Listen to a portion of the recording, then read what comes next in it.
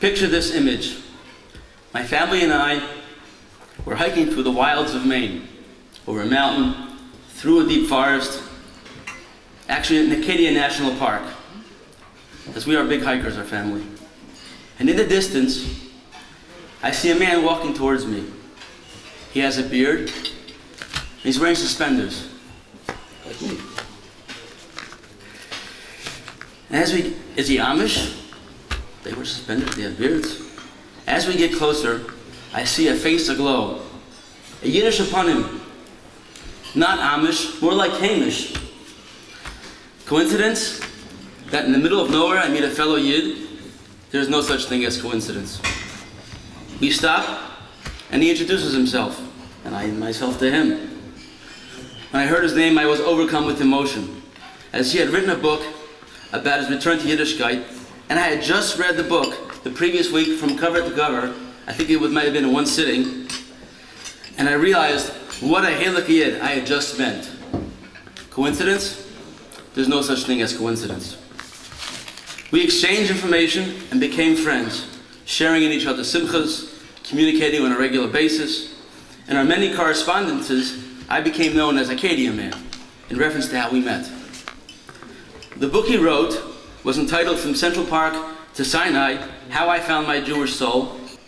He is an individual who, under the auspices of Shvut Ami, went on a speaking tour of the former Soviet Union, including Tbilisi, after he had translated his books into Russian. And when I heard about Rabbi Yisroel's effort in the former Soviet Union, I thought to myself, here is someone who is a perfect partner for the Vaad's activities. So we invited him to join our efforts in reaching out to the Yidden living in the former Soviet Union. Not coincidence, but pure hashgacha pratius, or klal you might say. So without further ado, I would like to present my Yedid, a person who continues to inspire me, our guest speaker for tonight, Rabbi Yisroel Roy Neuberger, aka Acadia Man number 2. Revered Mashgiach, Rosh Yeshiva, Rabbi Solomon Shlita, Rabbi Belsky Shlita, distinguished Rabbanim, and all those who are giving life to our brethren in the former Soviet Union. I'm humbled, I mean it, min halev, to be speaking in front of so many great people. I, who grew up without even knowing that I'm a Jew, or perhaps more accurately, not wanting to know that I'm a Jew. How did I get here? Actually, it's very comprehensible. Anyone who has seen what is happening in the former Soviet Union can understand, because in our generation, those who grew up in total darkness are indeed entering the light. Last Shabbos, we read these words. But even while they are in the land of their enemies, I will not have rejected them. For I am Hashem their God. I will remember for them the covenant of their forebears, those whom I have taken out of the land of Egypt before the eyes of the nations, to be God unto them. I am Hashem. I was raised in New York City. My father's mother was a Rothschild, and my mother's father was named Salant. Yet by the time I arrived, there was a total absence of Torah in our family. My favorite day of the year was December 25th. I had no bris milah until the age of 31. We lived in the heart of luxury, and yet it was darker than night. Chazal tell us that in Egypt during the 9th plague, the darkness was so thick that one could not move. I understand that because I could not move. I was a prisoner of darkness for 31 years. I screamed out.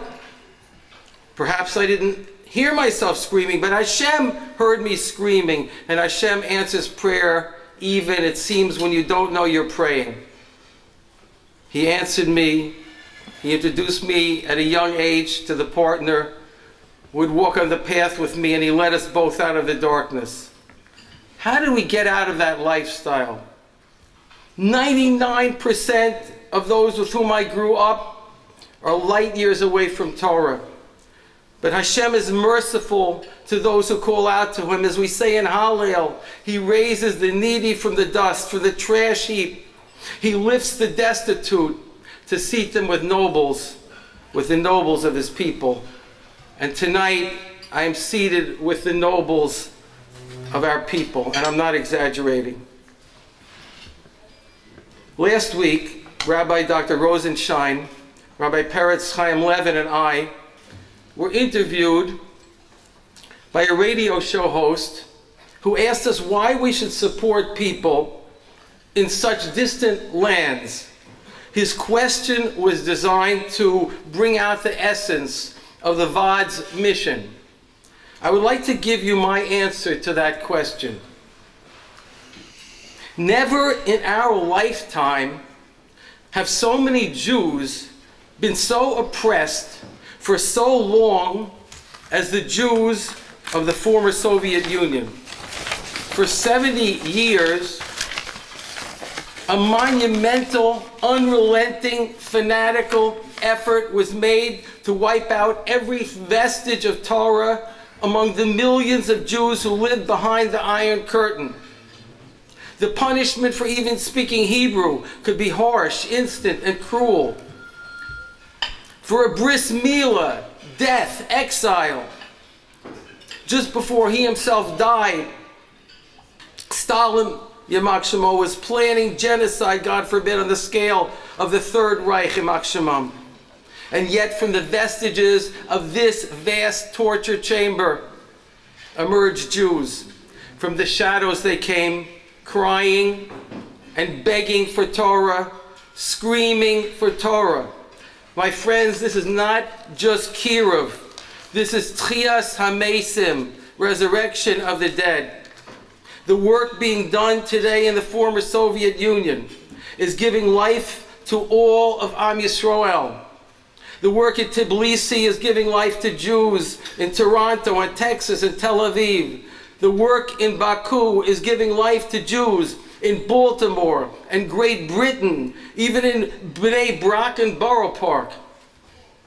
Every Jew who feels alone and helpless, hopeless, who is crying out to Hashem is gaining strength from this work, because if Torah can flower in these former domains of darkness, then it can flower anywhere.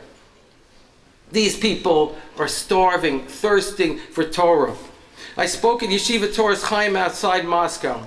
This yeshiva, housed, believe it or not, in a building built for the KGB, think about that, is in the middle of the woods. You go out the front door, and all you see are snow-covered forests.